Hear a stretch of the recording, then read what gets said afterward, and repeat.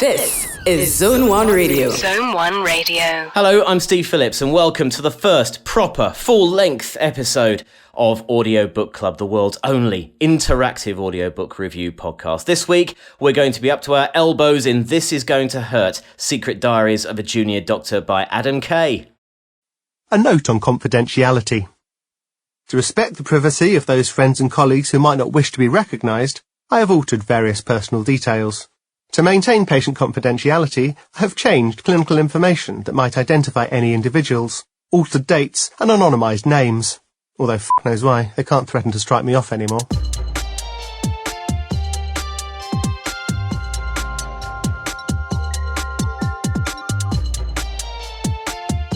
So this is your gig. You are involved in the Audiobook Club in the form of a hashtag. Guess what it is? It's hashtag Audiobook Club. You can tweet, Facebook or Insta us, in inverted commas, with what you're reading and what you think of it. I'm still saying we from our last episode if you were one of the 20 people who heard it. And that means we are our two resident critics. So it's a wordy welcome to Cheryl Monkhouse and Matthew Layton. How are you chaps? Doing well. How about yourself? Very good, thanks. Thanks for asking. I appreciate the politeness. And Matthew, how are you? I'm glad you asked me that, Steve. I'm livid. Oh, right, go on then. Oh, you started early. As you know, you are based in the southeast of England, and Cheryl and I have convened in Cheryl's back garden studio complex in Adelaide in Australia. So we're here by the magic of science. And sausages aren't very good in Adelaide. But there was one guy at the Adelaide Central Market, and he was called the Sausage Man. And you will be as livid as I am when I tell you that he's gone and been replaced by a Cambodian street food stall. Now, for me, I don't know about you, I can see your face. That is the definition of political correctness gone mad. You say that, Matt, but if you look at the demographics of our episode 0, I think you find we do have some listeners in Cambodia, and I will not alienate them, and that everyone's street food store is welcome in your street in Adelaide there, and indeed anywhere else in the world. I'm taking offense to this, though, because it's a sausage man and never a sausage woman. Well, a sausage isn't a very female kind of... Says who? Okay. We'll probably come on to this later. Sorry, Steve, you're in charge. Back to you. This isn't going very well. Back to you. Well, I'm going to reel this in and return us back to Planet Earth and the book we're going to review. And dear listener, we would love to hear from you. This week we're reviewing, as I say, This Is Going to Hurt, Secret Diaries of a Junior Doctor by former Doctor, now writer and comedian Adam Kay. We want to hear from you. You can find us on Twitter and Instagram by using the hashtag Audiobook Club. And there's lots of room for more insightful critique on our Facebook page. So at this point, I would normally ask the person who suggested the book to give us a brief overview of the book and explain as to why Cheryl or Matthew had brought the book to the table and ask us to spend 10 hours of our lives listening to it. But in the case of this month's book, This Is Going to Hurt, thanks to an extra feature interview at the end of the book, which is why audiobooks are better than normal books, we can actually get the author Adam Kay to do this for us.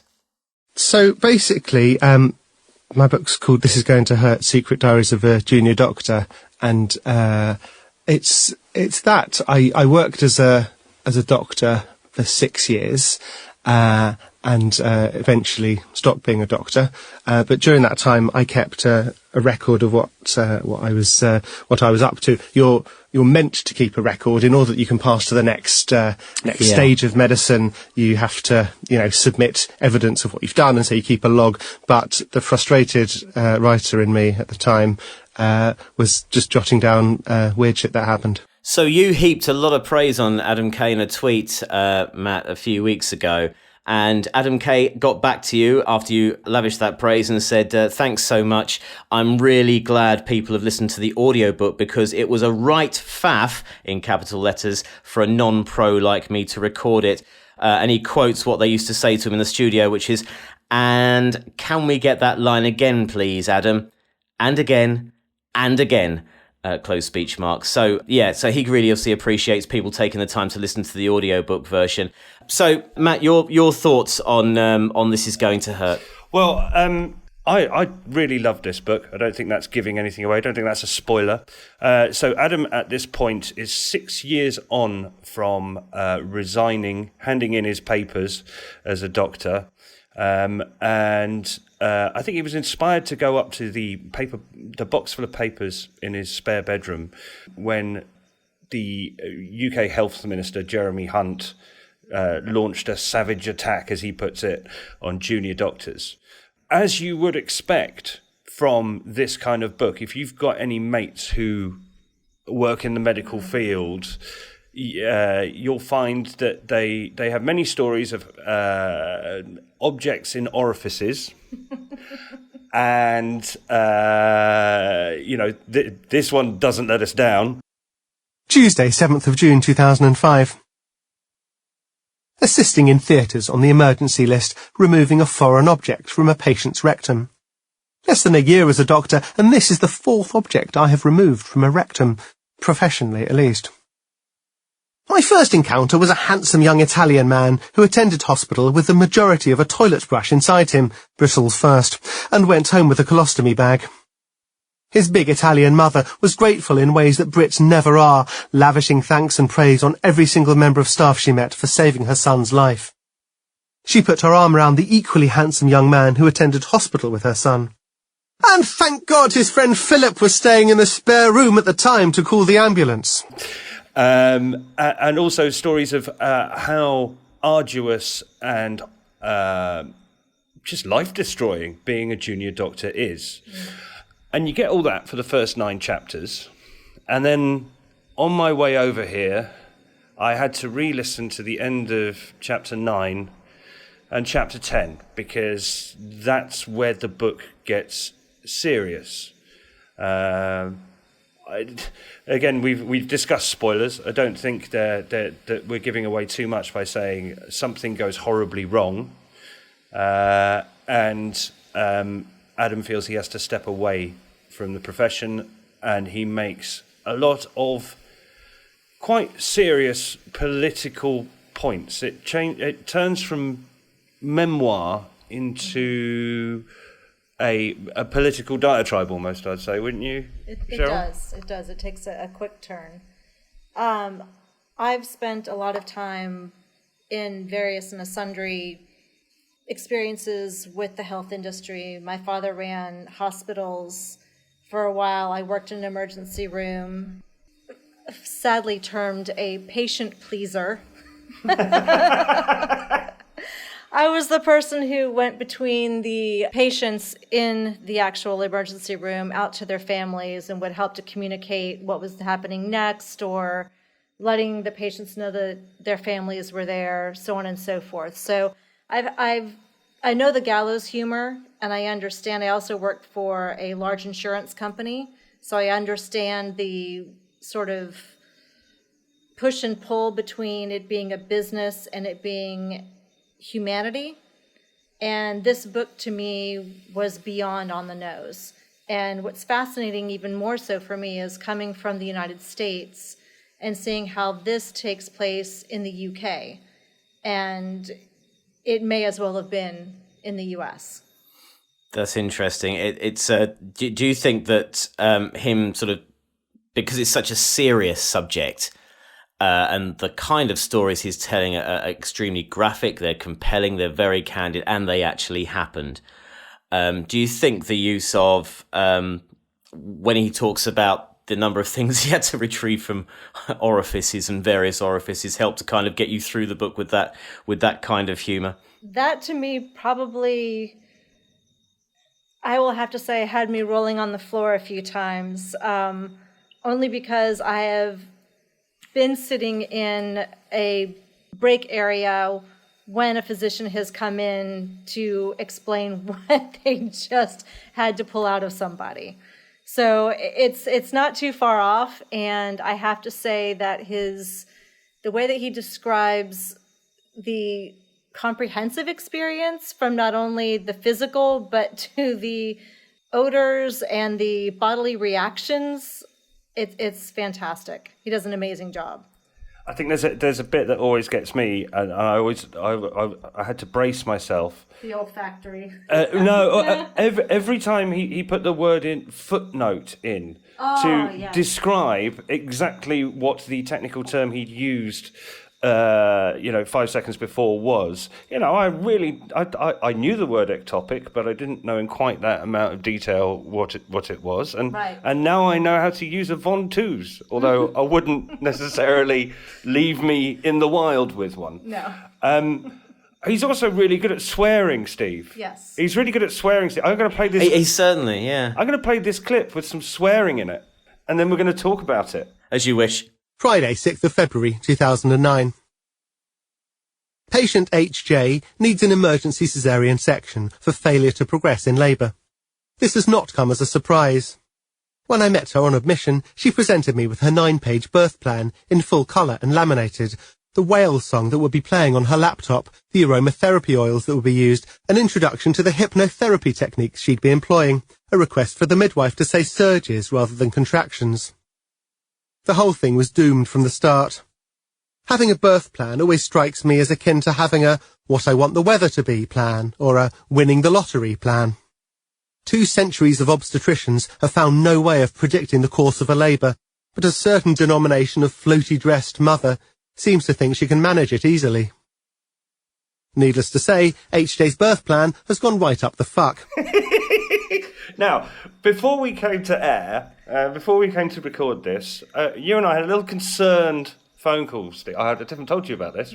We had a concerned phone call from Steve saying, it sounds like you might have just chosen that clip because it's got swearing in it. And we've had one sweary bit already.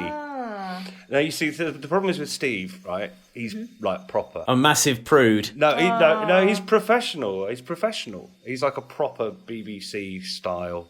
He actually is doing this in a dinner jacket at the moment to make his voice sound better.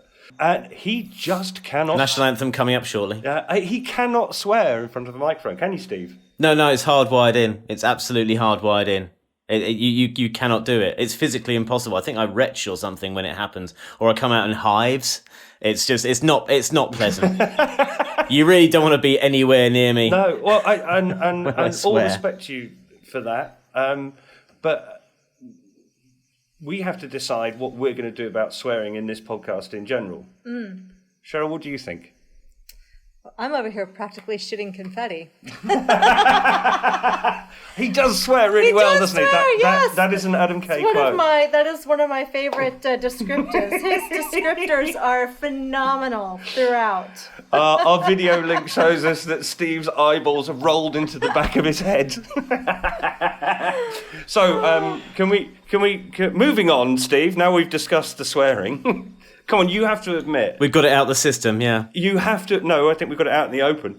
You have to admit that he is good at swearing. He's very good at swearing. He employs it very well, actually, I think. And in the narration, this brings on to a good point about the importance of having him narrate the book himself, and his tone and the language he uses and the style and the pace and so on. What did you think... Cheryl, of how he read the book? I honestly think you couldn't have had anyone else read that book. To have gone through what he went through, to have walked in his shoes and then told those stories so well and with such flourish and honesty, and with such, as he puts it, gallows humor, which you'd have to have. And he really just embraces everything that he's saying, like from, and I will say it again, his one statement that he makes, which is probably now, I'm going to put on a t-shirt, I think, practically shooting confetti. I just find the way that he flourishes his experiences and the tonality of his voice and his excitement and how somber he gets. You really grasp what he went through to get to the decision he made in chapter 10. Do you think the way that he read the book actually is explained by what happens at the end of the book? So he's very kind of matter of fact. There is a little twinkle in there as well, but he's very kind of matter of fact about everything he says, like it's going. He describes the most graphic, unusual life, but he described it like he's going to the shops. Do you think that that was kind of, I don't know, influenced by what happened to him at the end? I would say that you probably couldn't be a physician and experience all of the just disgusting things we as humans put out and do. And I mean, just and the things that he's had to go in and retrieve. And I mean, I think he was basically reading his diary entries, and that's kind of what it's like, it's sort of like we had a commercial in the States that this guy got up every day and it's time to make the donuts. And I think that's kind of for him, he just goes in every day and it might be a different flavored donut, but it's still a donut to him. Make the donuts. I love that. It's time to make the donuts. But then you notice that as he gets into the chapters that go beyond, his letters too, as he's reciting those, his tone and his passion fully change, where it becomes, he's much more alive, I think, in those chapters, as opposed to just sort of reciting his experiences as he was prior. I think you're spot on. I think it goes a bit further than that. Steve, you and I have had discussions before, and Cheryl, you know my opinions. I don't always light up when I hear that the author's reading the book, because I have... telling the author that they're probably good enough to read the audiobook, but the publisher tickling their egos is not always the right move. And I'm not sure that any junior doctor could have delivered it in this way. No. We have to remember that in the 6 years since he has been a doctor, he has been writing and delivering comedy. So his timing is there, his vocals are there, it does sound like it's coming out of his mouth. I've been disappointed when people haven't read their book, but also I've had a miserable time when the wrong narrator, i.e. the author, has been there as well. But in this case, I think it's more fundamental than that. I think the whole strength of the audiobook beyond the written book is that we get to like him along the way. Yes. Basically, you're almost going on a date with him for the first 9.5 chapters. Right. And 2 days before the really bad thing that happens, the story just before the really bad thing is about a man who was asked to go and give a sample of urine and turned up with a sample of sperm, and perhaps, maybe the fact that he had got confused and was peeing into his wife was the reason they hadn't had a baby. And then bang, you get hit with the really hard stuff. And not only does he need to convey that roller coaster, he needs to make us like him, then he needs to tell us why he's written the book. Right. And I don't think anybody else could have read this book. I think it's fundamental to the book itself. Exactly.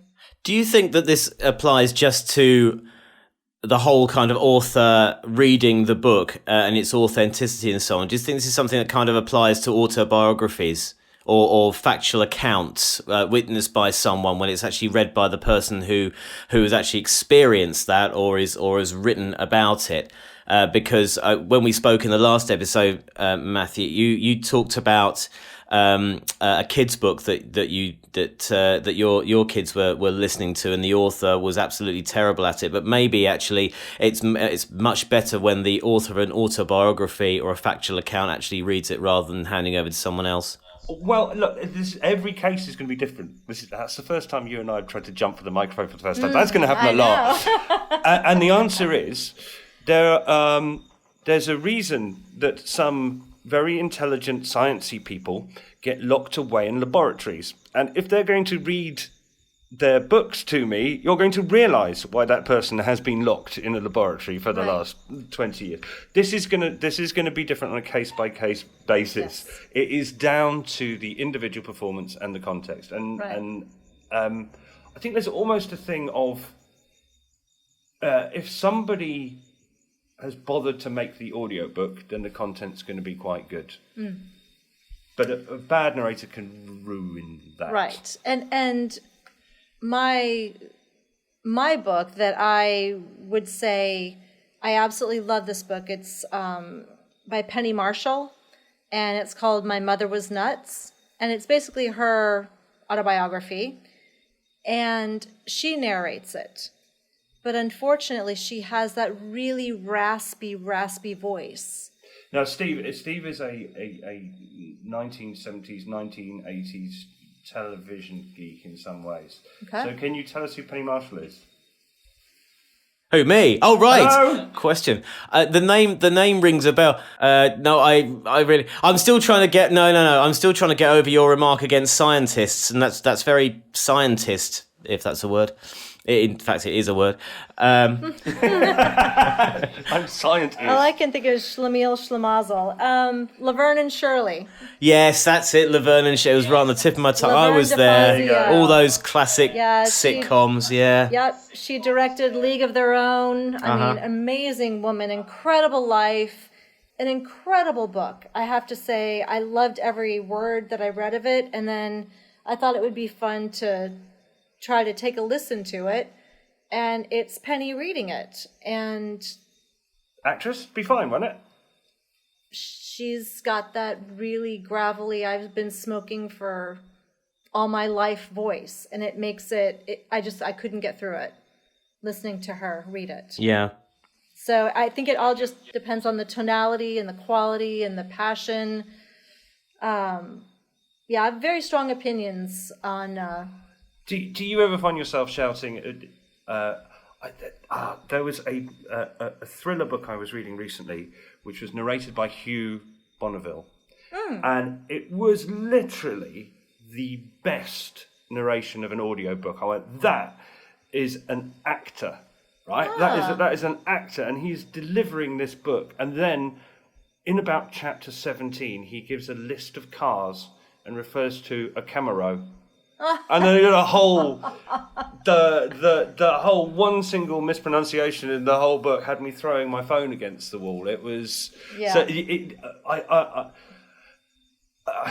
I do find that type of thing, bad delivery, bad production. Actually, the people behind the glass who are telling you to do it again, you should have blooming well told him to do it again. If there's any doubt, I mean, you and I, Steve, in our BBC days, we used to have the number for the pronunciation unit. Do you remember? And you used to be able to phone someone up, and it would only cost 50 quid, and they would tell you how to pronounce the name of a Welsh village or a Russian composer. Oh, don't get me started on the Welsh villages, Matt. Honestly, every single time I did a traffic bulletin way back when we were little boys, and I would mess up every place name, and it was always a Welsh presenter on the radio presenting it who made me stay back like I was in school after class and go through the pronunciations with me. That was after days. the public humiliation in front of 100,000 people. Oh, you're meant to be reining us in. We've gone off on one. Yeah, absolutely. I was just going to say, I completely remember Laverne and Shirley. Of course, Cindy Williams played Shirley Feeney, and from the sixth season onwards, the setting changed from Series 6 to mid-60s Burbank, when of course we all know that Michael McKean and David Lander also co-starred as their friends and neighbours, Lenny Koznowski and Andrew Squiggy Squigman. So yeah, great days from Laverne. I don't think we'll ever see the like of that sort of sitcom ever again. Well, I think it's probably quite enough from us, I think, after that insightful conversation. What did you think about this? You can get in touch with us at any time using the hashtag Audiobook Club. In lieu of that, we've got some comments we'd like to read out that we looked through on the Audible website, publicly available, so I believe we can use it. Kim Driver said that she loved this, gives a wonderful insight to the job. As a nurse of 49 years, much of this spent in the community where we have a policy that district nurses have to see however many patients the hospital or GPs send to them with no ceiling on numbers, no consideration of safety or sanity. I can completely identify with much of what he talks about. It's so sad these days to see how the NHS is being devalued and destroyed by poor management system and a wish to privatise and make money from people's ill health. When it's gone, it's gone. There will always be some bad apples, but the vast majority of doctors or nurses go above and beyond. Stu Young said it was funny, engaging and eye-opening. This performance expertly delivers the humour and sarcasm of the writer, who's gone to great lengths to make you feel that you are indeed there reading his diary as he talks about the horrors of the modern NHS. As an allied health professional, I understood all of the things this brave and bold former doctor has written and hope that the wider public read/listen to his honest and open account of frontline working in the NHS. It has to be said that we should never have lost someone with such skill, compassion and understanding from the health service. And one tweet that came in the last few days on Twitter from Melanie at It's Not Melanie. So I'm just going to quote you here. Thanks for your mention, Melanie. We'll mention you on Twitter. There's 2 people on this bus reading This Is Going to Hurt, and I'm listening to the audiobook. We're all hospital staff. Crying, laughing emoji. There we go. So earlier on this week, I spoke to a real Audiobook Club member and runner, Lauren Raby, about what she thought and her members of her Audiobook Club thought of This Is Going to Hurt. Well, joining me now to talk about how much This Is Going to hurt, or indeed gave pleasure, it's our first real Audiobook Club member, because she runs an Audiobook Club. This is Lauren Raby. Hello, Lauren. Hello. So tell us a little bit about your Audiobook Club, when you meet and who's in it. So we are 3 friends that went to university together. 2 of us are now in London. 1 is in Manchester. So I thought it would just be a good way for us to make sure that we stay in touch and catch up regularly. And I knew that Alex was already a fan of audiobooks. So it was only a few months ago. I've actually only read a couple of books. So we're trying to have a meetup once a week, and we have a WhatsApp video call. So just using technology all we can. That's really cool. So what are you reading at the moment? We're reading now The Trauma Cleaner by Sarah Krasnostein, if I've said that correctly. Fantastic. Well, we'll talk about, we're making up a list of what we should be reading next, actually, after we've done This Is Going to Hurt. So if that's okay, we might steal your suggestion and not obviously pass it off as our own, but thank you kindly for the recommendation. So what did you and your gang think about This Is Going to Hurt? Well, the reviews were quite unanimous. We thought it was equally hilarious and harrowing. So it made us want to laugh. It made us want to cry. I think you're just a whole mix of emotions all the way through. And Alex said it gave him a whole new respect for anyone in the medical profession. It really does, doesn't it? Were there any passages that really stood out for you during the course of reading it? For me, I think it was the fireman Sam Sponge story. It's really stuck with me, maybe not for the right reasons. I'm not sure. Are we allowed spoilers here? I think the occasional thing. It's been out for a while, isn't it? So I think you can. I think you can sort of drop it in there. But yeah, go ahead. Yeah, I'll just say his description of the smell that came after the fireman Sam Sponge. It nearly made me throw up. There were all sorts of those similar tales, weren't there, of him having to extract certain things from certain areas and so on, which certainly made for the hilarity of part of the book as well. How did you find Adam's style of narration for the audiobook? Did it really help that he was doing it as opposed to an actor? Yeah, I really prefer it when the author of the book does the narration. I feel like you get a little bit closer to the story. Not to say that it's bad when it's not the author of the book. I've listened to some great ones when it's narrated by someone else as well. But I thought that Adam's style of narration is really great. It's just really easy to listen to. And I think because of some of his stories or memories are relatively short, it stays quite snappy. So I definitely recommend this book for someone who was maybe listening to their first audiobook, because it's quite easy to stay concentrated. Did you find his tone of voice when he was the way he was talking and reading from his diary, do you think that sort of had an effect on how he explained, gave the final chapter and why he left the profession? And you got a sense of why he was speaking like that in the rest of the book? Yeah, I think that really makes that chapter sit with you. It was really hard hitting because, there's so many laughs throughout the book and the tone really changes. You almost feel it's colder. I think you did really well with that. What did you and your members really think when he gave up his career? What was your reaction to that? Well, no one was really surprised. Everybody agreed they probably would not be able to cope with it. I'd always thought it must be a pretty tough job, so that's why I recommended this book for our club. But I think that the work-life balance was a lot worse than any of us could have imagined. It must be extremely difficult. Thanks so much for your thoughts on This Is Going to Hurt. Once you're done with this one, have you decided what you're reading next? We've started reading The Trauma Cleaner, which I would definitely recommend. So it's a story of a lady who is a trans woman. She's been a sex worker. She now cleans people's homes, maybe if they're having serious problems or after there's been a death. And it's just a story of her life, and it's so many crazy ups and downs. I would definitely recommend. Okay, we will. And can I just one final question before I let you go? We, in the audiobook club, between Cheryl, Matt and myself, are deciding what to read next.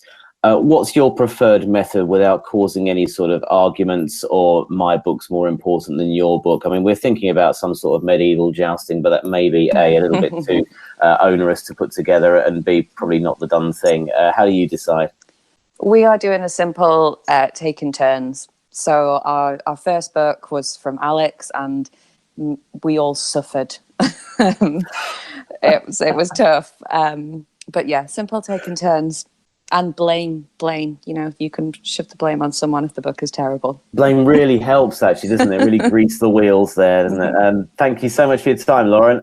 So, guys, Lauren actually brought up a very good point there and explained how they choose their next audiobook. And this is something that in the weeks leading up to this first episode, we haven't really touched on very much. So what do you want to do? Let's have this meeting on the actual podcast and decide. Let's have the meeting now. Well, okay, let's review what we've done so far, right? Yep. What we've done is pretended we've interviewed the author, because we were not quite big or established enough to actually get the author, so we stole a clip of him being interviewed to make it sound like we were interviewing him.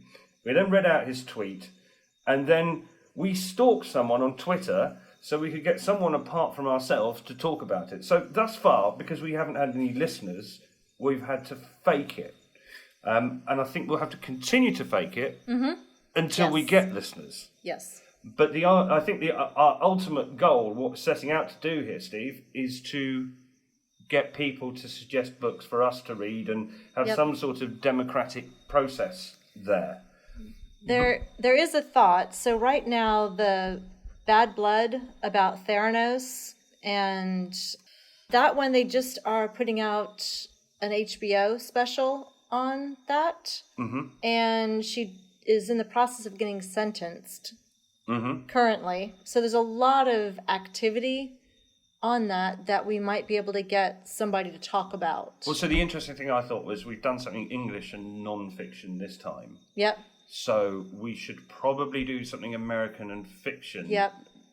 But if we do something American and the book you're talking of, Bad Blood, is another medical thing, I don't want people to think we're... I know, that we're medical. Yeah. It's just the timing's good on it. We look like ER over here, yeah. Welcome to ER/Casualty, the podcast. Yeah. I know. I think you're right, and I think it's your decision, and I in fact, both of the books you suggested... Yeah, My Mother Was Nuts is fantastic. Oh, no, the other ones. Stories I Only Tell My Friends. Oh, yeah. And Bad Blood. Stories I Only I've Tell My already Friends. done my homework. I've already done both. You've already done both? I've You're already done kidding. both. Okay, yeah. So I'm happy to go with either of those, and then we'll let Steve choose one, Okay. Okay, well, I suggest there are only three of us at the moment. Let's do this democratically, as you say. Well, in the meantime, while we await the flood of people telling us what we should be reading next, I suggest we are quorum. We are three of us, so we have two books to review for next month's podcast: Bad Blood and Stories I Only Tell My Friends. And I think we put it to the vote. So, Cheryl, your vote, please. Since we just did this heavily medical one, I'm going to have to say let's go with Stories I Only Tell My Friends. Okay, that's one for stories. And in fact, I would be really happy to go with either. I think there's enough meat there. Considering we've had the conversation about the author being the narrator, I might have to join you. But Steve, I'm kind of on the fence. This is only an indicative vote, isn't it, Steve? Let me pull you off that fence right now, Matt, by saying we're going to do stories only, tell my friends, in April's podcast. How about that? Nicely done. Okay, we're done. We are agreed. Don't forget, you can let us know what we should be reading next at any point in time. Just use the hashtag Audiobook Club. You can find us on Twitter, Instagram, and Facebook. Just search for Audiobook Club. You'll find our little logo, which is a very basic black play sign with some words inside it. Zone 1 Radio. Cheryl Monkhouse, Matt Layton, it's been a pleasure reviewing This Is Going to Hurt with you. I think we're going to have many successful podcasts, new podcasts for a happier world. Thanks for joining me. Thank you, Steve. Thank you, Steve. Don't forget, you can find us on Zone 1 Radio, on DAB Digital Radio in London, or anywhere else in the world as a podcast, including Apple and Google Podcasts and Spotify. Just search for hashtag Audiobook Club. And we would love to hear from you at any point. We'll get involved. We'll talk back to you as well, but also in a nice way. Tell us what you think on Twitter and Instagram using the hashtag Audiobook Club, or you can Facebook us by searching for our name. We'll see you next month. So you know the bit where we said we're not going to do self-indulgent in jokes and stuff. So I was having a conversation with the cook from the local pub, who's also one of the dads at the school, the other day, and we were talking about, you were there. We were talking about the recycling bins, which are quite sort of iconic things in Australia. You've got a red bin for your rubbish, a yellow bin for your. Stay with it, Steve. Stay with it. A yellow bin for your recyclables, and a green bin for your garden waste. And you put the yellow bin out one week and the green bin out the next week.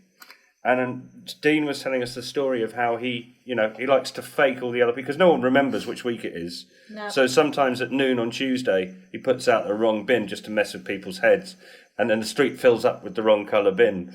And we're just having a little conversation about this. And then he said, actually, Cheryl, I've got a serious question to ask you. So there's this lady who lives next door, and she basically, we haven't heard from her in a couple of days. I said, I know the answer to this question. Green bin. During the main run of Laverne and Shirley, there was an animated spin-off called Laverne and Shirley in the Army, which began airing on Saturday mornings in October 1981. So, just another fact there. I just remembered that. But that was a very funny story about the bins. Green bin. Only kidding. No, it's very good. We better go. We better leave it there.